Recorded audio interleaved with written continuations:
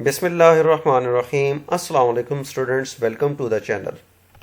Students, आज हम physics FSc part 1 के सिलेबस में मौजूद पहला प्रैक्टिकल परफॉर्म करेंगे और इसे समझने की कोशिश करते हैं। स्टूडेंट्स, इस प्रैक्टिकल के दो पार्ट्स हैं। पहले पार्ट में हमने एक सिलेंडर का वॉल्यूम फाइंड करना है, जबकि दूसरे पार्ट में एक टेस्ट ट्यूब की कैपेसिटी फाइंड करनी है वर्नियर कैलिपर को इस्तेमाल करते हुए। फेडरल बोर्ड के सिलेबस में सिर्फ फर्स्ट पार्ट ही इंक्लूड है, जबकि पंजाब बोर्ड्स के सिलेबस में दोनों पार्ट्स यानी वॉल्यूम ऑफ अ सिलेंडर और capacity of a test tube दोनों ही शामिल हैं। तो हम दोनों पार्ट्स को डिटेल में डिस्कस करेंगे। आइए पहले हम वर्नियर कैलिपर को पहले समझने की कोशिश करते हैं कि वर्नियर कैलिपर क्या है और इसके क्या क्या पार्ट्स हैं। स्टूडेंट्स, ये एक वर्नियर कैलिपर है। इसके मुख्तलिफ पार्ट्स हैं। ये इसके लोअर जाज कहलाते हैं, जबकि ये इसके ऊपर ये अपर जाज कहलाते हैं। लोअर जाज की मदद से हम किसी भी चीज़ का एक्सटर्नल डायामीटर या लेंथ फाइंड कर सकते हैं, जैसा कि आप ये सिलेंडर का देख रहे हैं। और अपर जाज की मदद से हम किसी टेस्ट ट्यूब का इंटरनल डायामीटर भी फाइंड कर सकते हैं। आप ये देख सकते हैं कि ये एक टेस्ट ट्यूब है और इस टेस्ट ट्यूब का इंटरनल डायामीटर इन अपर जाज की मदद से फाइंड किया जा सकता है। अगर अपर जाज को इस टेस्ट ट्यूब के अंदर रख के ओपन किया जाए तो इंटरनल डायमीटर भी फाइंड होगा।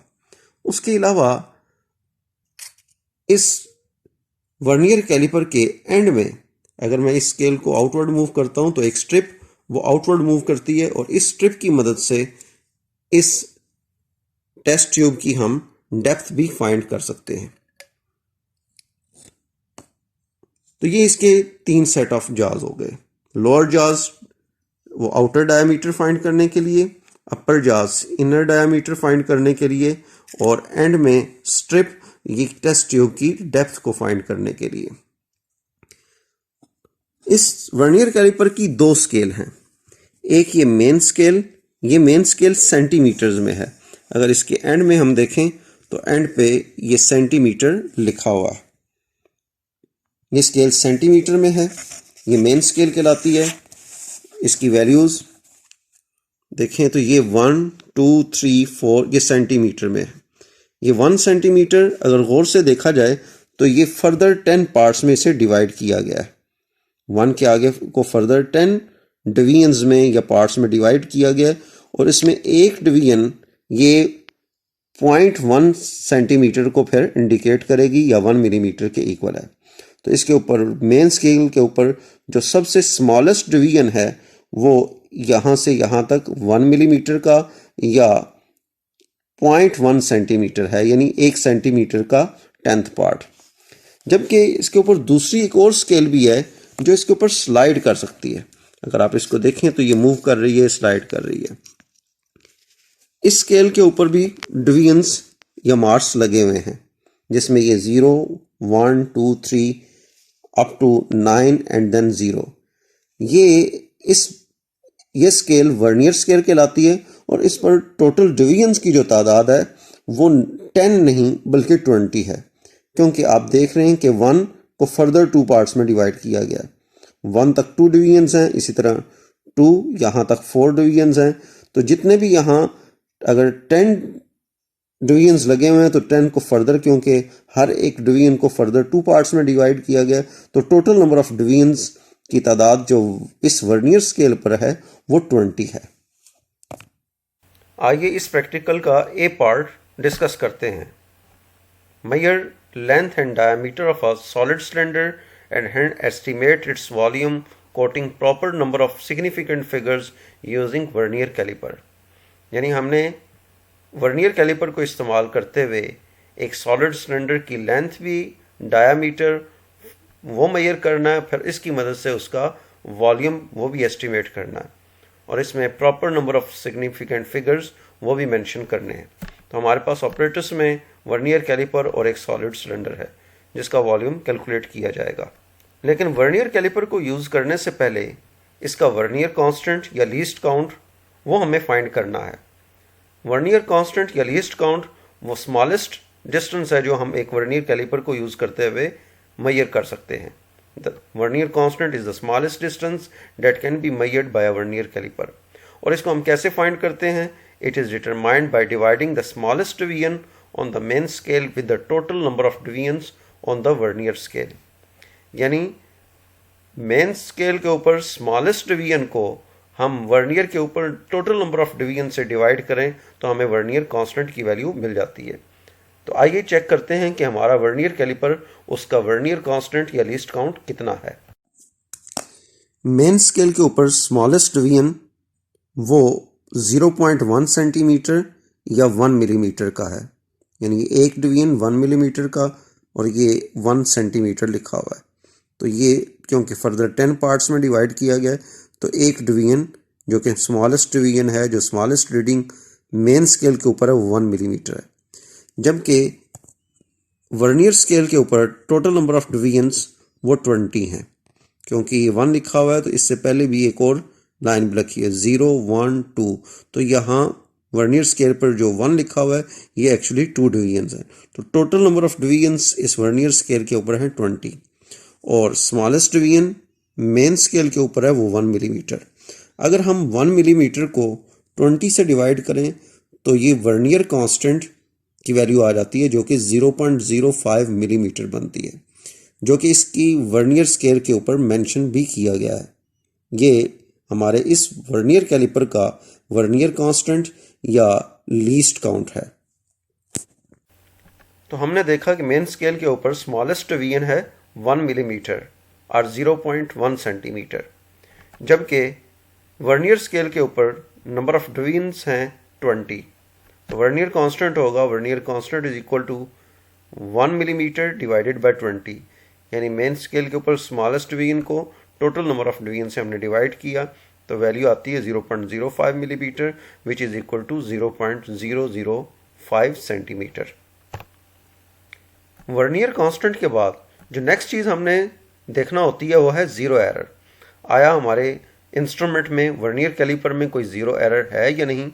उसके लिए हम वर्नियर के दोनों जार्स को क्लोज कर देते हैं और क्लोज करने के बाद अगर वर्नियर स्केल का ज़ीरो और मेन स्केल का ज़ीरो आपस में कोइंसाइड कर दें तो फिर इसमें कोई ज़ीरो एरर नहीं है। अगर हम जार्स को क्लोज कर देते हैं तो क्लोज करने के बाद अगर तो वर्नियर का ज़ीरो और मेन स्केल का ज़ीरो ऐसे आपस में मिल जाते हैं जैसे कि आप फिगर में देख रहे हैं, तो इसका मतलब है कि इस इंस्ट्रूमेंट में कोई ज़ीरो एरर मौजूद नहीं है। लेकिन अगर वर्नियर स्केल का ज़ीरो और मेन स्केल का ज़ीरो वो कोइंसाइड नहीं कर रहे, बल्कि वर्नियर का ज़ीरो या तो मेन स्केल के ज़ीरो के राइट साइड पे है या वर्नियर स्केल का ज़ीरो अगर मेन स्केल के ज़ीरो से लेफ़्ट साइड पर है तो फिर इस इंस्ट्रूमेंट में ज़ीरो एरर भी मौजूद होगी। ये ज़ीरो एरर दो तरह की होती है, एक पॉजिटिव ज़ीरो एरर और दूसरी होती है नेगेटिव ज़ीरो एरर। पहले हम पॉजिटिव ज़ीरो एरर को डिस्कस करते हैं। अगर तो वर्नियर स्केल का ज़ीरो मेन स्केल के ज़ीरो के राइट साइड पे होगा तो फिर हम कहेंगे कि ये पॉजिटिव ज़ीरो एरर है, जैसा कि आप इस फिगर में देख रहे हैं। इसे पॉजिटिव ज़ीरो एरर इसलिए कहते हैं कि ऑब्जर्व्ड रीडिंग एक्चुअल रीडिंग से कोई कदरे ज़्यादा होगी, यानी हम जो वैल्यू वर्नियर कैलिपर से मेजर कर रहे हैं, ऑब्जर्व कर रहे हैं, ऑब्जर्व रीडिंग वो एक्चुअल रीडिंग से ज़्यादा होगी। Observe reading is greater than the actual reading. क्योंकि ये पॉजिटिव ज़ीरो एरर है, यानी ऑब्जर्व रीडिंग एक्चुअल वैल्यू से ज़्यादा है, तो हम इसके लिए ज़ीरो करेक्शन जब अप्लाई करेंगे तो ज़ीरो एरर की वैल्यू को ऑब्जर्व रीडिंग में से सब्ट्रैक्ट किया जाएगा। लिखा हुआ है in this case zero correction will be negative, that is zero error is to be subtracted from the observed reading. अब हमने ये देखना है कि ज़ीरो एरर कितनी है।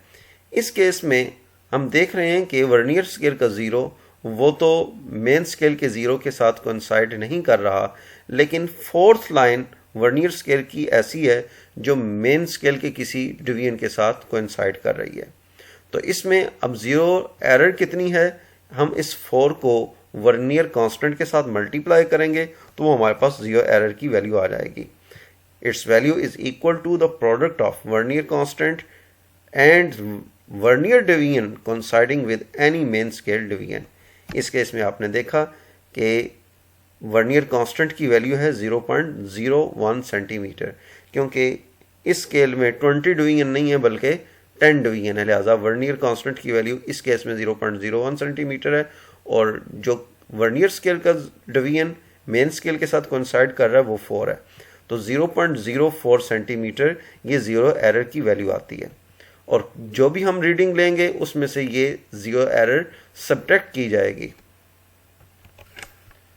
लेकिन अगर वर्नियर स्केल का जीरो मेन स्केल के जीरो से लेफ्ट साइड पे रह जाए, पीछे रह जाए, जैसा कि आप इस फिगर में देख रहे हैं कि ये नीचे वर्नियर स्केल का जीरो है, ऊपर मेन स्केल का जीरो, तो वर्नियर स्केल का जीरो मेन स्केल के जीरो से पीछे है, लेफ्ट साइड पे है, तो अब इसमें एरर नेगेटिव जीरो एरर होगी। और क्योंकि ये जीरो एरर नेगेटिव है, इसका मतलब ये है कि जो ऑब्जर्व्ड रीडिंग है वो एक्चुअल रीडिंग से कम है। Observed reading is less than the actual reading, लिहाजा जीरो करेक्शन की वैल्यू पॉजिटिव होगी, यानी जीरो एरर की वैल्यू को हमने ऑब्जर्व्ड रीडिंग में अब ऐड करना होगा। इस केस में हम ये देखना चाहते हैं कि जीरो एरर की वैल्यू कितनी है, क्योंकि वर्नियर स्केल का जीरो वो तो मेन स्केल के जीरो के साथ कोइंसाइड नहीं कर रहा, लेकिन अब हमने ये देखना है कि कौन सा डिवीजन फिर कोइंसाइड कर रहा है। तो ये 5, 6 और ये 7th डिवीजन ऐसा है जो कि मेन स्केल के किसी डिवीजन के साथ कोइंसाइड कर रहा है, क्योंकि इसमें वर्नियर स्केल पर टोटल डिवीजन्स की तादाद 10 है, तो 10 में से पहले हमने 7 को सब्ट्रैक्ट करना है, और फिर जो वैल्यू आती है वो डिवीजन हमने वर्नियर कांस्टेंट के साथ मल्टीप्लाई करना है, यानी zero error is equal to vernier constant इस वक्त है 0.01 centimetre multiplied by 10 minus the division coinciding यानी -7 जो कि बनता है 3, तो 0.01 centimetre multiplied by 3 which is equal to 0.03 centimetre. ये जीरो एरर की वैल्यू है, क्योंकि ये नेगेटिव जीरो एरर है, इसलिए हमने ऑब्जर्व रीडिंग में इसको ऐड करना है। हम जो वर्नियर कैलिपर इस्तेमाल कर रहे हैं, जब इसके जॉज के दरमियान कोई चीज़ ना रखी गई हो और जॉज को क्लोज करते हैं, तो क्लोज करने पर आप देख रहे हैं कि वर्नियर स्केल का ज़ीरो मेन स्केल के ज़ीरो के साथ एग्जैक्टली कोइंसाइड कर जाता है। वर्नियर का ज़ीरो और मेन स्केल का ज़ीरो ये बिल्कुल अलाइन हो गए हैं, ये ज़ीरो उसके साथ कोइंसाइड कर गया, लिहाजा इसमें कोई ज़ीरो एरर मौजूद नहीं है। अब तक कि हम ऑब्जर्वेशन और कैलकुलेशन वो नोट कर लेते हैं। Smallest division on the main scale is 1 millimetre या 0.1 centimetre. Number of divisions on the vernier scale 20, लिहाजा vernier constant is equal to 1 divided by 20 is equal to 0.05 millimetre और 0.005 सेंटीमीटर, जबकि zero error निल है, लिहाजा zero correction वो भी निल है।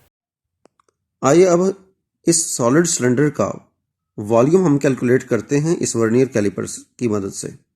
तो पहले हम इस सॉलिड सिलेंडर की लेंथ और डायमीटर फाइंड करेंगे और फिर फार्मूला की मदद से इसका वॉल्यूम कैलकुलेट करेंगे। तो पहले हम इसकी लेंथ फाइंड करते हैं।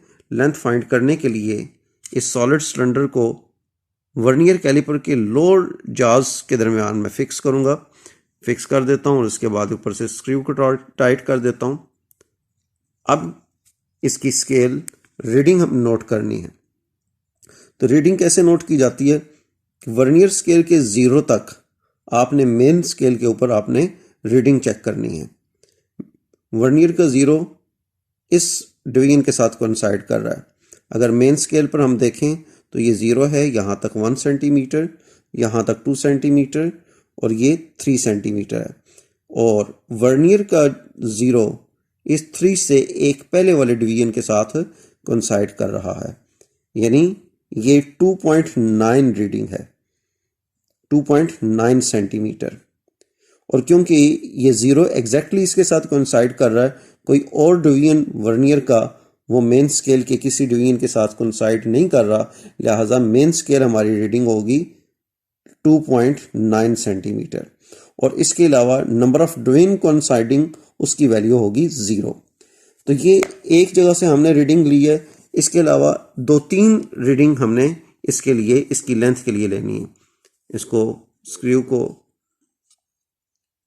रिमूव करने के बाद दोबारा किसी और जगह से हम रीडिंग ले लेते हैं। दोबारा मैंने सिलेंडर को लोअर जार्स के अंदर फिक्स किया है और फिर मेन स्केल रीडिंग नोट किया है। तो मेन स्केल रीडिंग दोबारा वही आई है, यानी 2.9 सेंटीमीटर। और इसके अलावा ज़ीरो, वर्नियर का ज़ीरो वो 2.9 सेंटीमीटर वाले डिवीजन के साथ ही कोइंसाइड कर रहा है, लिहाजा नंबर ऑफ डिवीजन कोइंसाइडिंग वो भी ज़ीरो ही है। ये तो हमने लेंथ कैलकुलेट कर ली। अब हम इसका डायामीटर फाइंड करते हैं। डायामीटर फाइंड करने के लिए मैं अब इस तरह से सिलेंडर को लोअर जाज के दरमियान फिक्स कर देता हूं और अब इसकी दोनों रीडिंग लेनी है। पहले मेन स्केल रीडिंग चेक करते हैं। मेन स्केल के ऊपर ज़ीरो से पहले अगर देखा जाए तो मेन स्केल के ऊपर रीडिंग है 0.9, यानी ये 1 है, 1 से पहले वाला डिवीजन वो 0.9 का है, तो मेन स्केल रीडिंग होगी हमारी 0.9 सेंटीमीटर। इसके बाद हमने ये देखना है कि वर्नियर का कौन सा डिवीजन ऐसा है, क्योंकि वर्नियर का ज़ीरो ये 0.9 वाले डिवीजन से कुछ आगे है और 1 सेंटीमीटर से कुछ पीछे है, लिहाजा ये देखना है कि 0.9 से ये कितना आगे है, उससे आगे वाली रीडिंग कितनी है। उसके लिए इस वर्नियर स्केल के डिवीजन्स को हमने देखना है कि कौन सा डिवीजन मेन स्केल के किसी डिवीजन से बेस्ट कोइंसाइड कर रहा है। तो अगर आप देखें तो ये जहां 5 लिखा हुआ है, ये वाला डिवीजन मेन स्केल के डिवीजन के साथ एग्जैक्टली अलाइंड है, बिल्कुल कोइंसाइड कर गया है। ये है तो 5, लेकिन एक्चुअली यहाँ तक नंबर ऑफ डिवीजन्स बनते हैं 10, यानी 5 multiplied by 2 is equal to 10। तो नंबर ऑफ डिवीजन्स कोइंसाइडिंग वो 10 है और मेन स्केल जो रीडिंग है इस वक्त वो 0.9 सेंटीमीटर है। इसी तरह हम 2-3 और रीडिंग भी ले सकते हैं।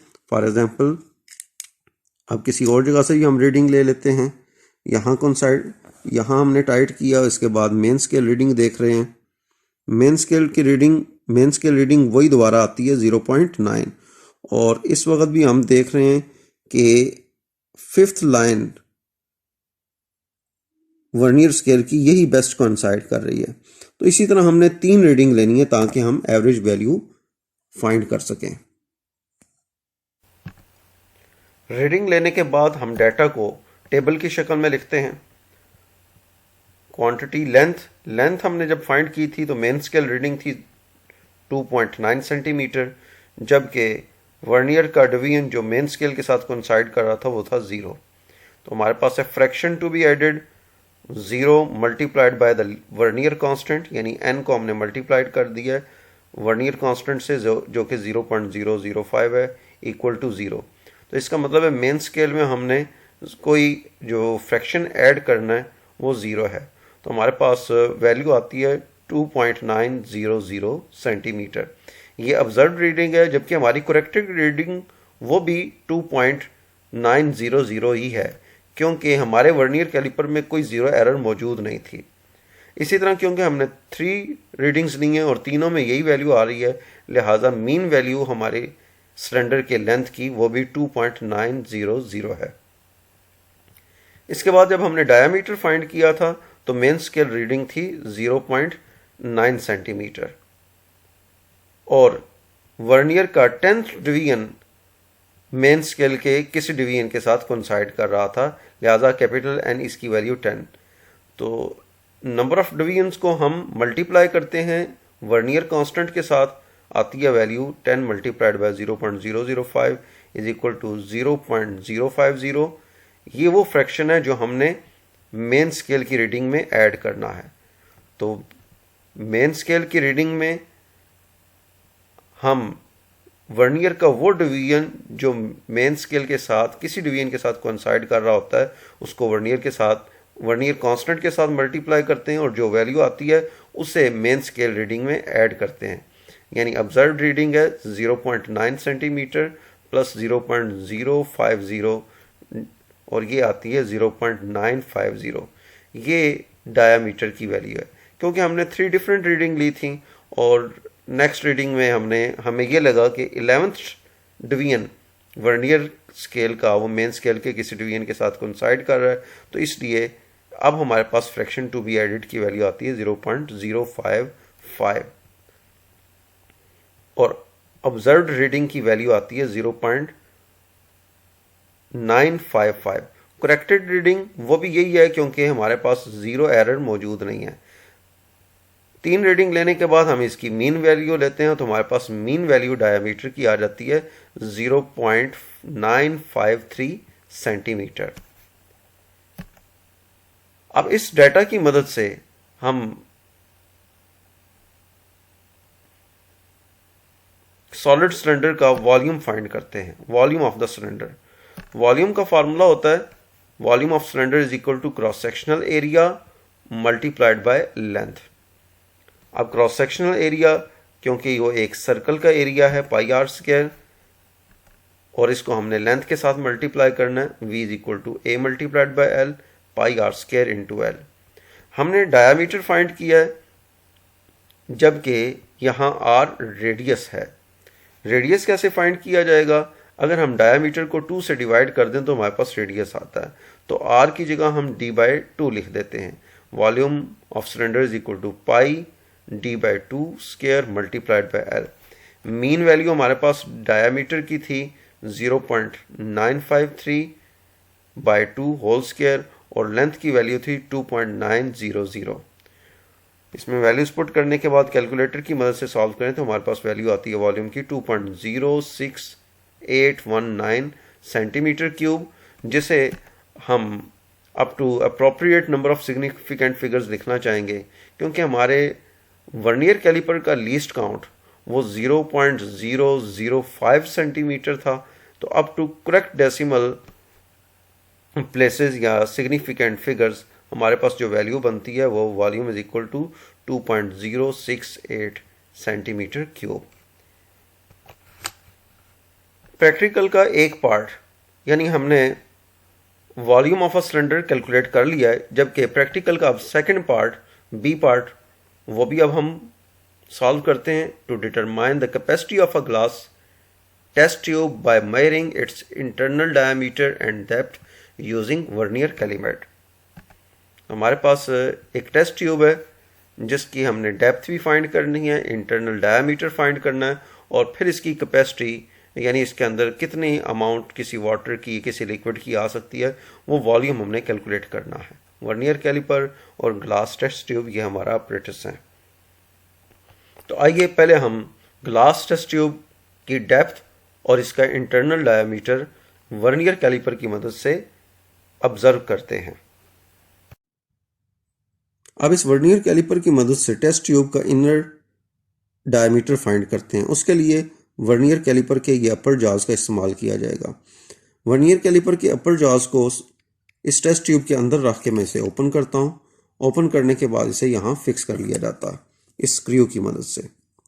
अब इसके ऊपर रीडिंग नोट करते हैं। पहले मेन स्केल रीडिंग लेनी है। हमने ये देखना है कि वर्नियर स्केल का ज़ीरो वो मेन स्केल वर्नियर स्केल के ज़ीरो से पहले मेन स्केल के ऊपर क्या रीडिंग है। तो मेन स्केल के ऊपर ये 1 सेंटीमीटर है, 1 के बाद 1.1 सेंटीमीटर, 1.2 और ये 1.3। उसके बाद ये 1.4 है, लेकिन वर्नियर का ज़ीरो 1.4 को कोइंसाइड नहीं कर रहा, उस ये 1.4 और 1.3 के दरमियान में कहीं मौजूद है। इसलिए मेन स्केल रीडिंग तो हम 1.3 सेंटीमीटर लेंगे। Main scale reading for diameter is 1.3 centimetre. अब क्योंकि वर्नियर का ज़ीरो 1.3 सेंटीमीटर से आगे है लेकिन 1.4 सेंटीमीटर वाली लाइन से कुछ पीछे है, तो इसलिए हमें देखना है कि वर्नियर स्केल के ऊपर कौन सा ऐसा डिवीजन है जो मेन स्केल के किसी डिवीजन के साथ बहुत अच्छे तरीके से कोइंसाइड कर रहा है या अलाइंड है। तो सारे डिवीजन्स को हम गौर से देखते हैं, तो गौर से देखने पर पता चलता है कि ये वो डिवीजन वर्नियर स्केल का जिसके ऊपर 8 लिखा हुआ है, ये मेन स्केल के किसी डिवीजन के साथ सबसे अच्छा कोइंसाइड कर रहा है। ये 8 वाला डिवीजन ये बेस्ट कोइंसाइड कर रहा है, लेकिन ये 8th नहीं है बल्कि ये 16 डिवीजन है, क्योंकि टोटल नंबर ऑफ डिवीजन्स जो कि वर्नियर स्केल पर हैं वो 20 है और सेकेंड डिवीजन को फर्स्ट लिखा हुआ है, तो number of divisions which is coinciding best with any main scale division that is 8 multiplied by 2 is equal to 16। तो नंबर ऑफ डिवीजन n की जगह हम 16 लिखेंगे। तो मेन स्केल हमारी रीडिंग यानी r की value diameter internal diameter find करने के लिए वो आई है 1.3 सेंटीमीटर, और इसके अलावा जो डिवीजन वर्नियर स्केल का मेन स्केल के किसी डिवीजन के साथ बेस्ट कोइंसाइड कर रहा है वो है 16। एक रीडिंग लेने के बाद हम दूसरी रीडिंग भी लेते हैं। दोबारा हम किसी और जगह पे अपर जॉज को टेस्ट ट्यूब के अंदर रखते हैं और फिर दोबारा रीडिंग लेते हैं। इसी तरह हमने 3 डिफरेंट जगह से रीडिंग ले लेनी है और उन्हें हमने टेबल में नोट कर लेना है। डायमीटर की रीडिंग लेने के बाद अब हम इसकी डेप्थ फाइंड करेंगे। डेप्थ फाइंड करने के लिए इसको हम निकाल लेते हैं इसमें से, और वर्नियर स्केल को जब आउटवर्ड मूव करते हैं तो इसके एंड से हमें एक स्ट्रिप आउटवर्ड निकलती हुई नजर आ रही है। इस स्ट्रिप को हम इस टेस्ट ट्यूब के अंदर रखेंगे।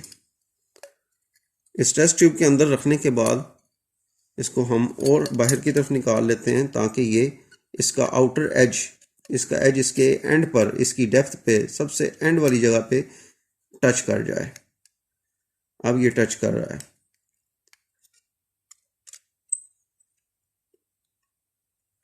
जब ये स्ट्रिप इसके बिल्कुल बॉटम पे टच कर रही होगी उस वक्त मैं इसको स्क्रू को टाइट कर लेता हूं, और टाइट करने के बाद अब इसकी रीडिंग लेना शुरू करूंगा। तो रीडिंग लेते हैं। मेन स्केल के ऊपर वर्नियर के 0 से पहले मेन स्केल के ऊपर देखते हैं क्या रीडिंग है। ये 14 सेंटीमीटर, ये 14.5, 14.6, 14.7 एंड 14.8। तो वर्नियर स्केल का 0 14.8 और 14.9 के दरमियान है। तो मेन स्केल रीडिंग हमारी होगी 14.8 सेंटीमीटर। और इसके बाद हमने देखना है कि कौन सा डिवीजन वर्नियर स्केल का वो मेन स्केल के किसी डिवीजन के साथ सबसे बेहतरीन कोइंसाइड कर रहा है। तो उसके लिए हम चेक करते हैं। दिस इज 1 2 डिफरेंट डिवीजन जो है वो देखे जा सकते हैं, जबकि हमें जो नज़र आ रहा है कि ये 6 वाला डिवीजन जिसके ऊपर 6 लिखा हुआ है, जो कि एक्चुअली 12th डिवीजन है, ये सबसे बेहतर कोइंसाइड कर रहा है। तो नंबर ऑफ डिवीजन के लिए हम लिखेंगे n इज इक्वल टू 12। इसी तरह हम दोबारा रीडिंग लेंगे। 2-3 जगह से हमने इसकी रीडिंग ले लेनी है और फिर इसको टेबल में वैल्यू पुट करते हैं और एंड में हम इसकी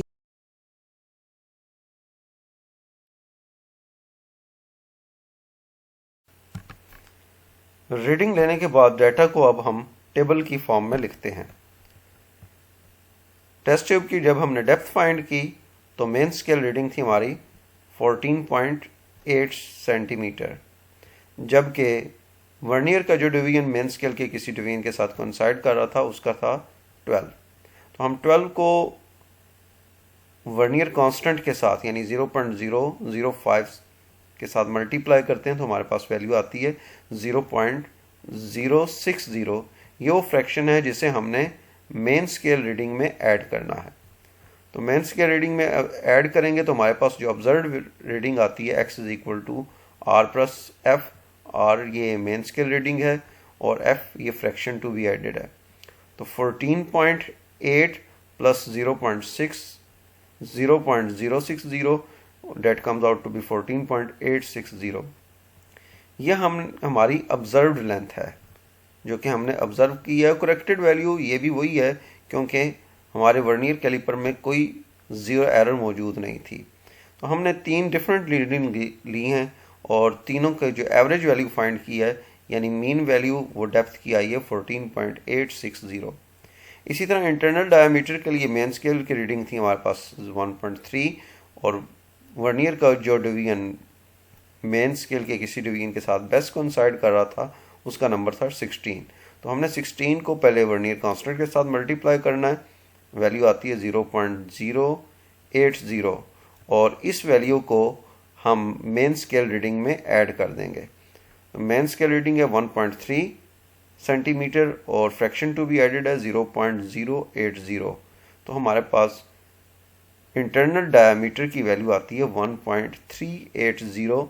ये ऑब्जर्व्ड डायामीटर है इंटरनल टेस्ट ट्यूब का, और करेक्टेड वैल्यू ये भी वही है क्योंकि कोई जीरो एरर मौजूद नहीं थी।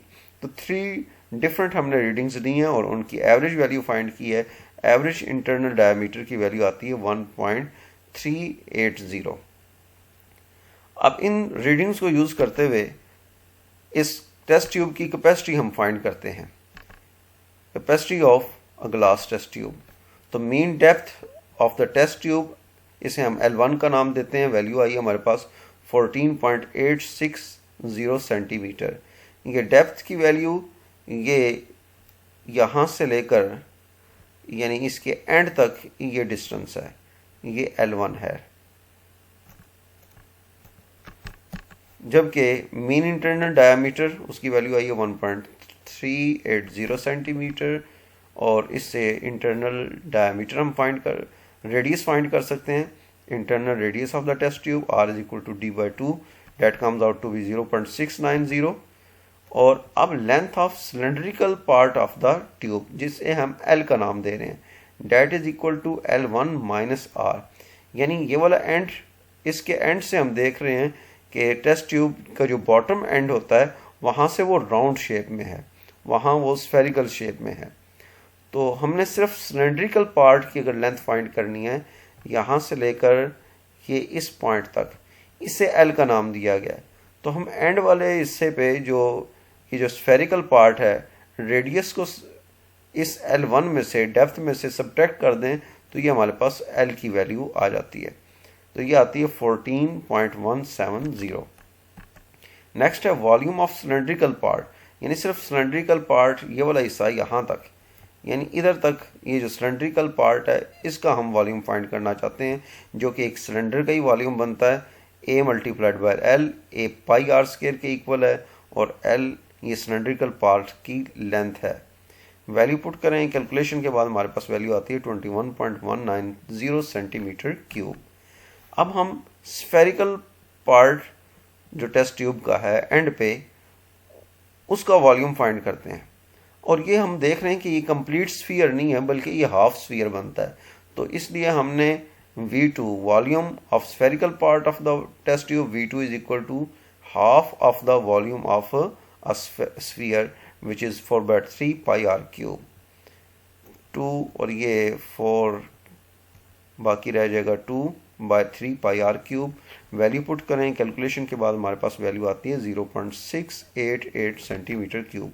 तो टोटल कैपेसिटी जो इस ग्लास टेस्ट ट्यूब की है, that will be equal to the volume of cylindrical part plus the volume of spherical part, दोनों को ऐड कर दें तो हमारे पास वैल्यू आ जाती है 21.878 सेंटीमीटर क्यूब, जो कि कैपेसिटी है इस ग्लास टेस्ट ट्यूब की। तो हमने ये कैपेसिटी फाइंड कर लिया है। स्टूडेंट्स, उम्मीद है कि आपको ये वीडियो बहुत अच्छी लगी होगी। अगर आपको ये वीडियो अच्छी लगे तो इसे लाइक ज़रूर कीजिएगा, इसे अपने बाकी फ्रेंड्स के साथ भी शेयर करें और चैनल को भी लाजमी सब्सक्राइब करें। Thank you very much.